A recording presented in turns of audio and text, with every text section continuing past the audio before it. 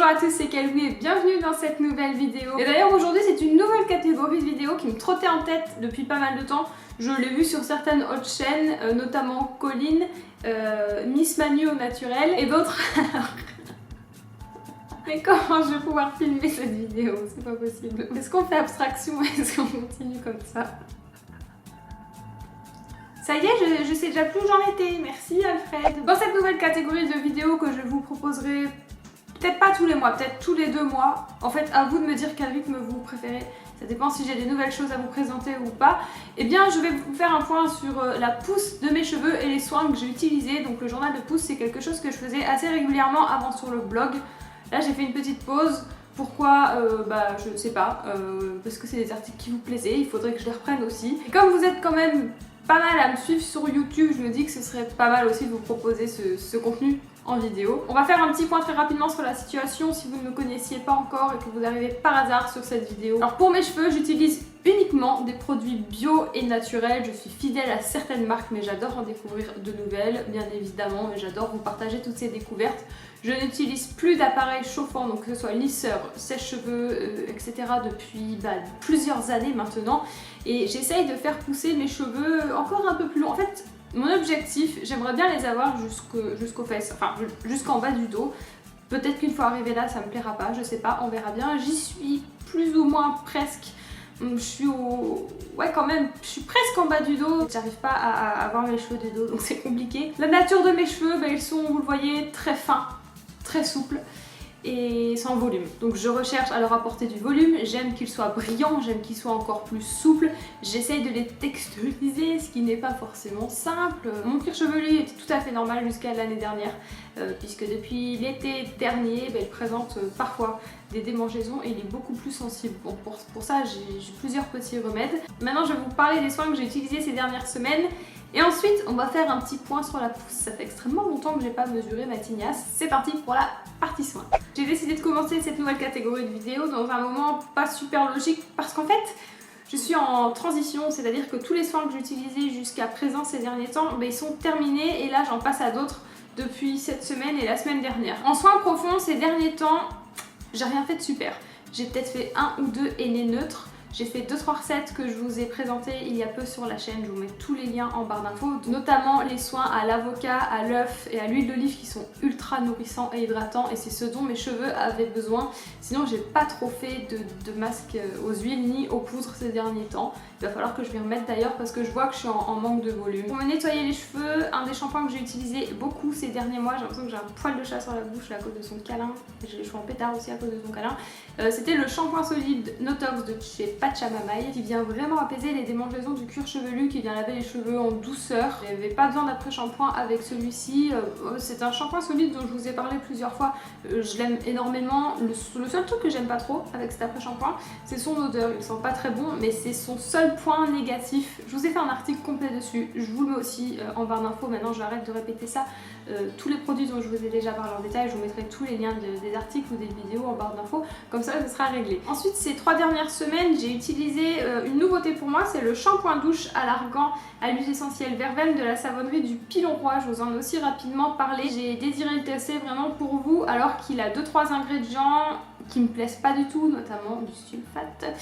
Donc voilà, je l'ai vraiment testé pour vous donner mon avis. Bon, vu que je l'ai utilisé pas tant de fois, j'ai pas eu les effets négatifs du sulfate, il n'a pas eu le temps de m'assécher le cuir chevelu ni d'abîmer mes cheveux. Si vous vous fichez des compositions, si vous n'êtes pas autant pointilleux que moi, peut-être qu'il vous conviendra parce que je trouvais qu'il lavait bien les cheveux, qu'il les laissait extrêmement brillants, mais vraiment, et très très souples. Pas besoin d'après-shampoing avec celui-ci.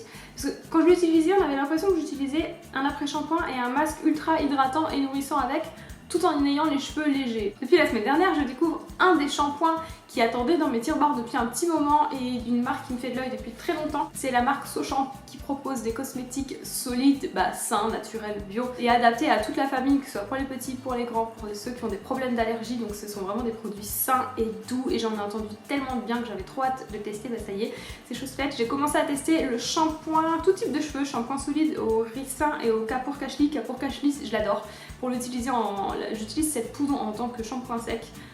très efficace. Là je m'éparpille énormément, j'en suis désolée, j'espère que vous arrivez à tout suivre. Si vous ne connaissez pas les principes des shampoings solides, c'est assez simple et économique. Il suffit de mouiller vos cheveux, de passer le galet sous l'eau et ensuite de venir le frotter délicatement contre vos cheveux. Ça va mousser immédiatement, peut-être moins qu'un shampoing classique de supermarché et c'est tout à fait normal, mais il est très efficace. Celui-ci, mes premières impressions, parce que j'ai pas encore d'avis définitif dessus, je suis au début de mon test. C'est pour ça que cette vidéo est spéciale, du coup j'ai pas choisi de la tourner au bon moment, mais j'avais quand même envie de vous la faire. Et bien j'ai trouvé très doux, il a lavé mes cheveux sans les agresser, j'ai pas eu besoin d'après-shampoing avec puisqu'il ne les a pas emmêlés et lorsque je les ai rincés, mes cheveux étaient doux, légers, brillants, souples. Tout ce que je recherche est parfaitement propre et ils n'ont pas régressé plus rapidement. Je suis assez contente pour l'instant de celui-ci et je vais continuer à le tester, je vous donnerai un avis définitif plus tard. Second produit que j'intègre là dans ma routine capillaire, je l'ai utilisé une seule fois pour ne pas vous mentir et je l'ai utilisé ce matin d'ailleurs pour rincer un de mes soins, un soin à l'avocat, œuf et miel.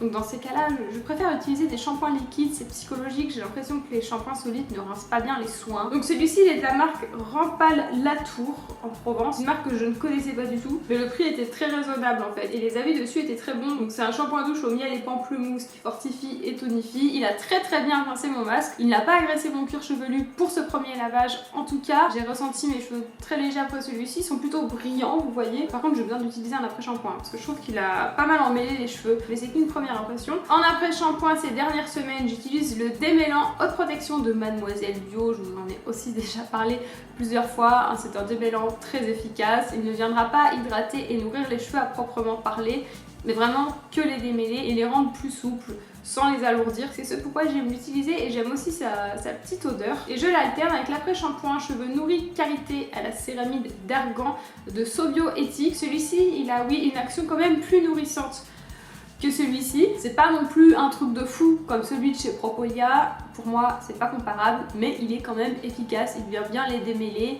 Il me donne la sensation de les nourrir, en tout cas de les rendre moins secs et les rendre plus jolis.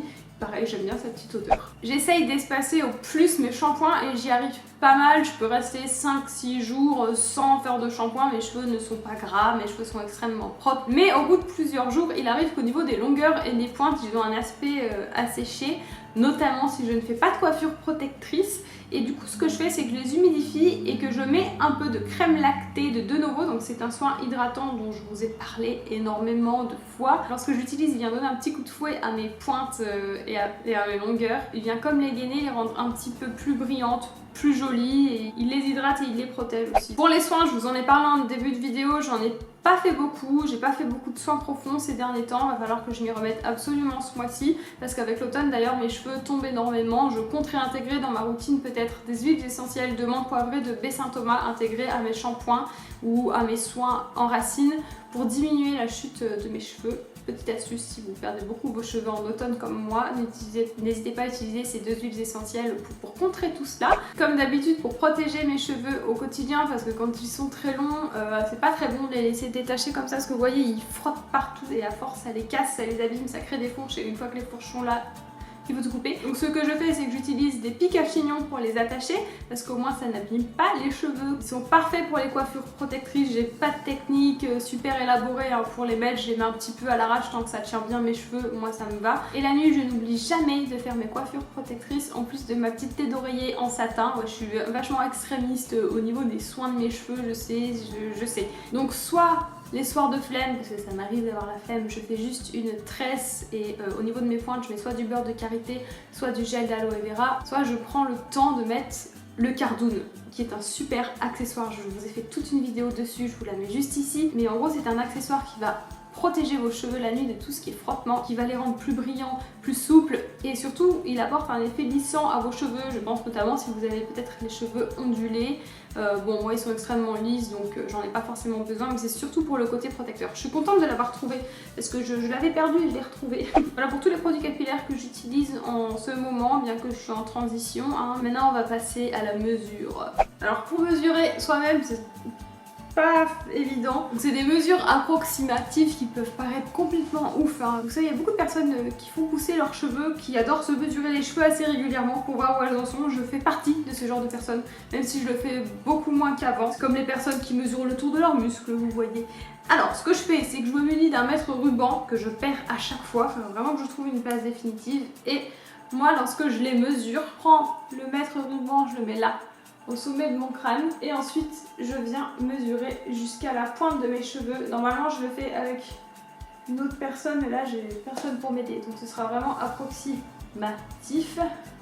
Donc, j'essaye de bien tout tendre au maximum, au niveau des pointes. Ok, ça arrive à peu près là, si je me gourre pas. Non, c'est pas possible. Donc si je me trompe pas, on est à là où il y a mon doigt, donc 88 cm. Ce qui me semble fou, mais possible parce qu'au début de l'été, je crois que j'en étais à 80, voire plus, mais je les ai coupés entre temps. Ça me paraît beaucoup, 88 cm de cheveux. Je viens d'aller les faire mesurer par mon chéri.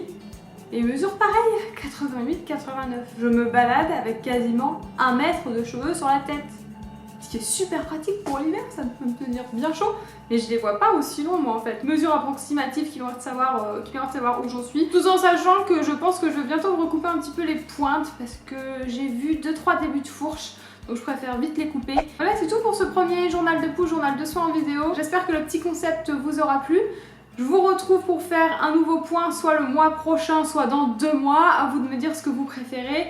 Écoutez, sur ce, je vous laisse et on se retrouve très bientôt dans une prochaine vidéo. Bye!